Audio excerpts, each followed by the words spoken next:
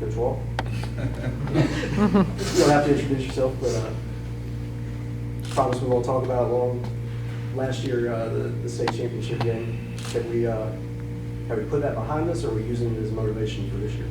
We're using it for motivation as much as we can. And every time we open the paper or read one of your articles, we have to hear about it.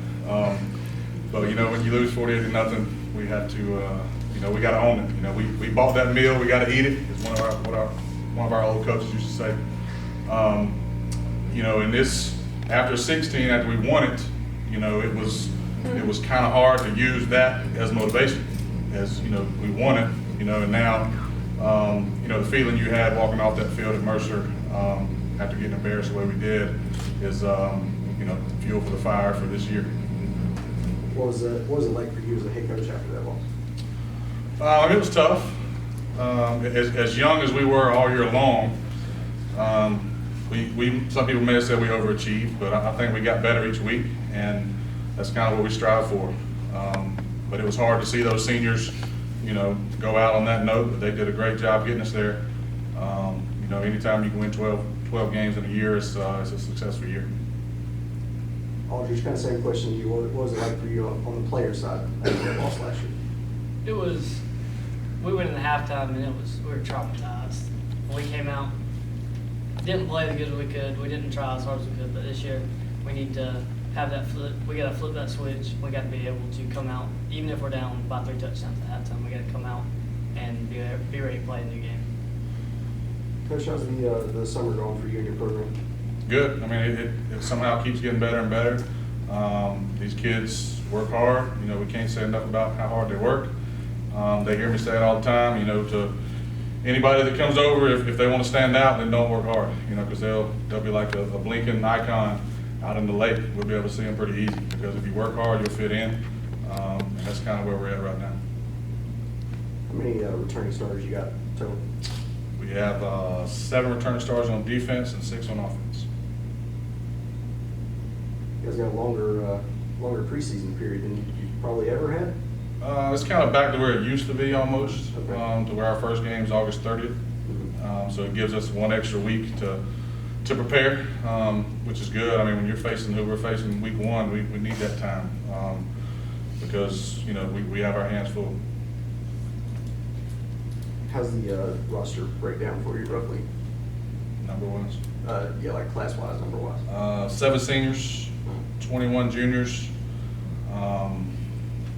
13 sophomores, and 13 freshmen. Had somebody tell me this is like the biggest roster you've ever had. Right now it's 54. If all those numbers add up right, but it's the biggest one we've had going into camp. It's just like we said, we hadn't really, August 1st we'll be in full patch start to hit, so that number may dwindle a little bit, but it's the largest number we've had starting camp. We've been around 49, 50, 51 before, but 54 is the biggest, largest number we've had starting with. Anything you can attribute that to? I don't know. I mean, these guys they've had a lot of success. So we had a big 8th grade class last year that's moving up, and a somewhat small senior class for us last year, only graduated 9. So you add those 2 together, and it's a good combination as far as number wise. Patrick. Not Ryan. Patrick. Yes, sir.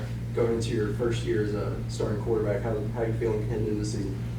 There's a little bit of nervousness going into this year, but after you just got to get over that first game and get the hump over, and it should just be easy coaching from there. I know you can run. How you doing throwing the ball this preseason? I'm improving, and that's what we strive to do each day in practice, is to improve in everything you can do. Coach, is the offense going to look a little different with Patrick at quarterback than in the past from what I've seen? I hope not. I hope we still score as many points as we have been. But there'll be some wrinkles, there'll be some tweaks. We've got to adjust our scheme to who we have. So I don't think you can keep running the same old stuff. I mean, I think every year you look, we've evolved a little bit with the personnel we have. So we try to run what's suited to who we have.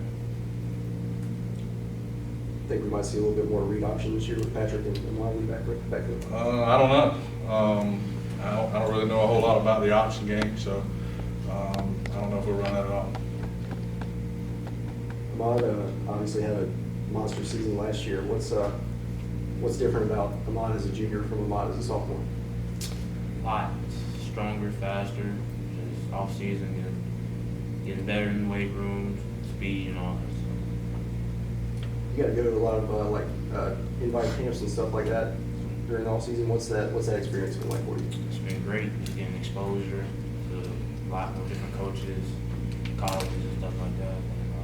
And, just getting me better.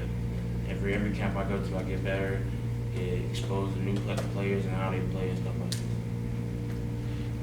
What offers you got out there right now, Ahmad? I have the FAU, South Carolina, and Tennessee. Okay. You leading any particular way right now, or you just worried about your own season right now? Yes, sir. Just focus on football. Coach Walt, what have you seen from Ahmad different from last year to this year, if anything? I mean, we talked about it a little bit. When he was sitting there last year, he was a little baby. But he's grown up, and 350 carries as a sophomore will make you grow up. He's 20 pounds heavier.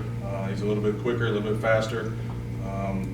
Like it or not, he's got to be a leader, and he has been this offseason. He didn't have to lead, quote unquote, as much last year as a sophomore. He's going to be looked to a lot more now to really take the reins and lead. And he's fine with that. He's good with that, and he's really buying in, and he's a great person for these guys to follow. 350 carries a lot of carries, Coach. Yes, sir. You ever carry the ball that much this season? No. Do you see doing that again this year? I don't know. I mean, and we really didn't know that he had that many carries because games led to this and to that, and he never seems to be tired. So we had the luxury of playing him one way last year. He may play both sides of the ball a little bit this year to give some different looks. But we're going, whatever we have to do to win the ball game. I couldn't help but notice when I was asking the players to introduce themselves, Patrick called himself a quarterback/free safety. That's something I haven't seen from you since I've been covering you. Will Patrick be seeing both sides? He may. I mean, he was a heck of a free safety last year. I mean, he was all-region free safety for us as a sophomore. Had some big interceptions. Does a great job flying downhill. Just real smart as far as getting everybody in the defense and coverage and where we're supposed to be. So we're not nothing's off the table, so to speak, right now. So we're looking at everybody at every position and trying to find the right pieces to the puzzle. Mr. Bernie, I'm going to ask you this question because if I ask it of your coach, I know what he's going to say. Do you guys have the Frederica game scheduled, circled this year? Or is that something you guys are really looking forward to after last year's loss? I mean, yes, sir. I'm pretty sure, yes, sir. I know I am. I'm really sure. I'm sure everybody else feels the same way too. So. Same question, Coach. No, I mean we were really focused on the first game of the year. The Frederica game is the 9th game of the year, so that's a long way away. We got a lot of growing, a lot of things will happen before that. So we got to stay healthy, and we got to get better each week. Mr. Aldridge, can this team get back to a state championship game? If we take this year one game at a time, I think we can. Same question, Coach. I do. I mean, a lot of things got to go right. A lot of things have to fall in place year in, year out. I mean, I don't think it's kind of hard to look at it going into the year thinking you'll be the favorite. I don't think we are because we graduated some good guys that are going to be some big shoes to fill in multiple spots. So who's going to step up? How long is it going to take us to find who to play where? The right mixture. How long is that going to take? So we've got, we feel like we got a chance. Every game we schedule, we feel like we should win if we do what we're supposed to do, and we feel like that every year. So it's all about getting better each week. Do you see Frederica being as strong as they were last year? I hadn't seen anything on them, to be honest with you. Okay. Well, gentlemen, that's all I got. If anybody else want to jump in, I saw Scott walk in. Scott, you got anything? Coach, you lost kind of the heart and soul of the defense with the pressure was gone.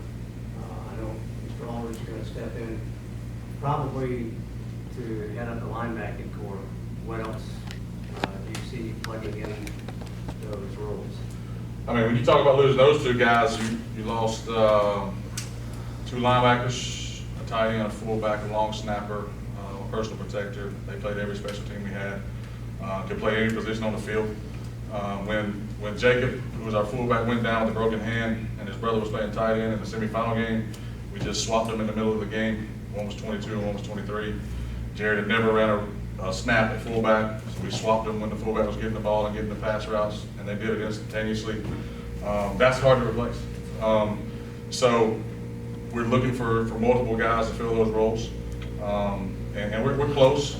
We are. I mean, these guys are stepping up right where they left off, but it's you know, it's some big shoes to fill, filling some of those seniors are left.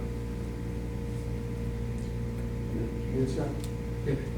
Well, thank you and everybody in Record for putting this thing together and having us out. Thank you, Coach. Thank you, guys.